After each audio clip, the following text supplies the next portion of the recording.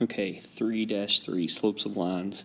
So real quickly, one of the things that you can do is use the formula here. So they give you the formula.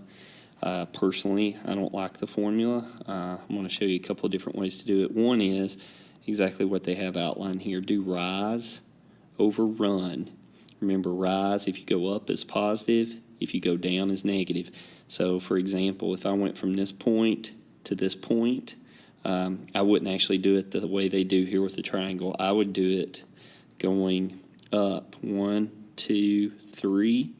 So it's up, so that's positive. And then to the right is positive. 1, 2, 3, 4, 5, 6. So positive 6. So you would go up 3. That's your rise. To the right, 6 is positive. You simplify that and you get 1/2. Another way to do it is by counting. So I think of slope also as this change in y over change in x. Now, why change in y? Think about rise. Rise is up and down. That's your y's. Run is left and right. Those are your x's. So when I take 2 points like they give me here, -1, -2, and 3, 3. The first thing I do is change in y. So what did my y do here? I went from a -2 to a +3. That means I went up 5. Then I do my change in x. So that's my change in y. My change in x, I went from -1 to +3. That means I went up 4. Now what you can do is think of this on a number line. You start at -1. You go to a +4. From -1 to 0 is 1. That's 1 unit. And it's positive because I went to the right. And then from 0 to 4 is another 4 units. Or 0 to 3, sorry. So let me erase this. That should be 3. So from 0 to 3 is another 3 units. And then 1 and 3 is a total of 4. Okay.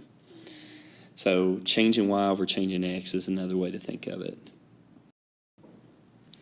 So what I've done here is I've given you some more examples.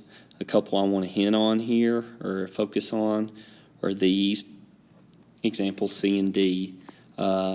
Whenever you have a horizontal line, and remember horizontal is left and right, you have a slope of 0, and that means the equation is going to be y equals some number. And then when you have a vertical line, which is up and down, that has an undefined slope. And we address that on the calculator. When you divide by 0, you get an error, undefined. And that is the equation x equals some number, because all the x's are the same. And then a horizontal, all the y values are the same number. So here's some guided practices that you could look at and do, but I want to focus here looking at the picture. Again, just a reminder, horizontal line, 0 slope, vertical line, undefined slope, and then the other two are when it's from left to right and you're going up, it's positive, left to right, when you're going down, it's negative.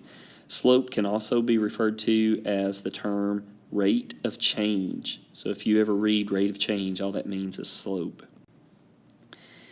Now, a couple of particular cases, parallel and perpendicular. When you have parallel lines, their slopes are the same. Okay, so I'm going to underline this here. So same slope when they're parallel. When they're perpendicular, the book reads it as the product is -1. Here's how I read it. The slopes for perpendicular lines are opposite reciprocals. Okay, what does that mean? Opposite means different sign.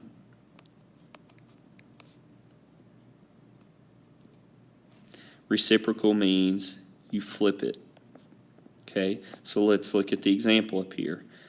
1 is 4. The perpendicular would be the opposite sign, which is negative, and then this is really 4 over 1, so you flip it and that becomes 1 over 4. So these would be perpendicular slopes, opposite reciprocals. So we're going to do a couple of examples here real quick. This one's find the slope of the line. And here I'm going to count, okay? So you won't see me really use the formula very much at all. So I go from this point and I go from left to right. So I go 1, 2, 3, 4, 5. 5 down, so that's -5. Then my run, 1, 2, 3, 4, 5. To the right, so that's a +5. So I do rise over run, -5 over a +5, and that simplifies to -1. So that has a slope of -1. Number 2 would be undefined. I don't have to do any work there because it's a vertical line up and down. Number 3, I know has to be a positive slope because the line's going up. So again, I count.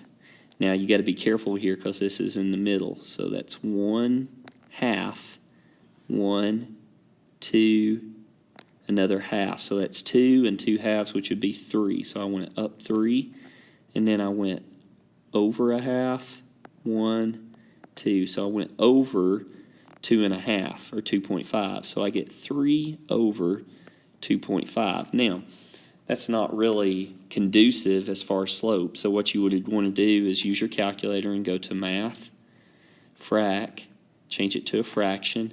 And if you do that, you're going to get 6 over 5. And again, it's positive because it's going up. All right, let's skip the word problem here. Let's come down to number 5. It says determine whether they're parallel, perpendicular, or neither. Okay, so all I'm going to do here is I'm going to do change. So first thing I'm going to do, change in y from 4 to 5 is up 1. Change in x, 2 to 4 is up 2. So change in y over change in x. So for wx, the slope is 1 over 2. Then I'm going to do yz, change in y. Now, again, what you might want to do is use a number line. I'm going from 1, which is over here, 0, and here's -7. So I'm going from 1 to -7.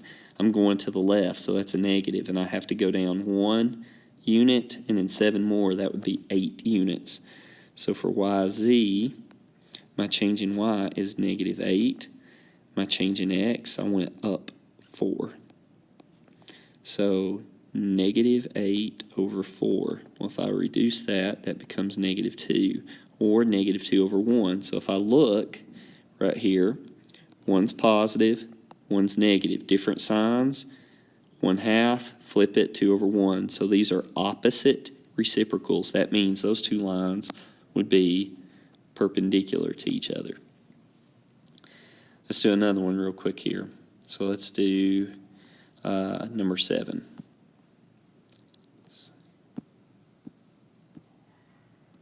Okay, so number 7, change in y, went up 3. Change in x, went up 1. So wx would be 3 over 1. Yz, that went down 9. That went down 3, so yz would be down 9, left 3, so that would be a +3. So I have 3 over 1 and 3, which is also 3 over 1. Those are the same, so that means those two lines would be parallel. All right, last one's down here. Passes through the point parallel to BC. So it says graph the line. So if it's parallel, that means they have the same slope. So I do change in y, that's up 2. Change in x, up 3. So that's a slope of 2/3. So if I were going to graph that, graph the point, 3, -4, 1, 2, 3, 1, 2, 3, 4. Then I have to use my slope here, 2 over 3. So that means I go up 2, and then over 1, 2, 3. Get a new point, and then all I do is draw my line.